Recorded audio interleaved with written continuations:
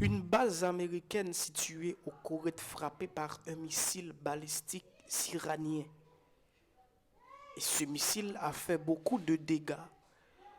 La tension prend une toute autre tournure dans le Moyen-Orient. Je vous le dis souvent, c'est loin d'être terminé ce qui se passe dans le Moyen-Orient parce que l'Iran n'est pas sur le point de céder et les États-Unis ne vont pas aussi céder.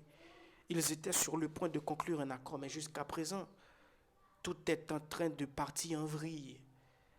Alors, avant de continuer, je vous demande de laisser un like sur la vidéo et de vous abonner s'il vous plaît. C'est très important, ça ne vous coûte rien du tout et ça me fait vraiment du bien. Et alors, il y a de graves conséquences, il y a des blessés, il y a des drones américains qui ont été détruits après cette frappe.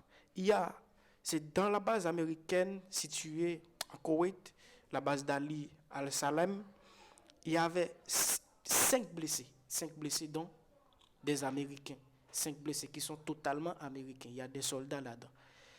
Il y a 5 blessés. Je vous préviens.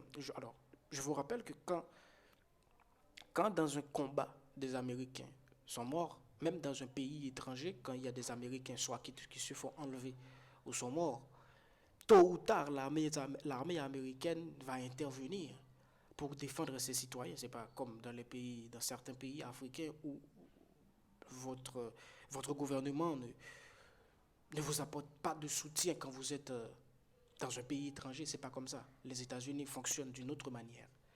Mais l'Iran montre une ténacité fulgurante. Je vous avais fait une vidéo montrant l'arsenal de l'Iran. L'Iran est prêt à tenir. L'Iran est prêt à faire la guerre.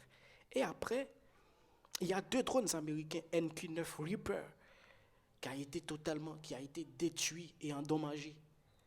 Donc l'Iran cause pas mal du tort aux Américains. L'arsenal américain est en train d'épuiser avec ce qui se passe dans le Moyen-Orient.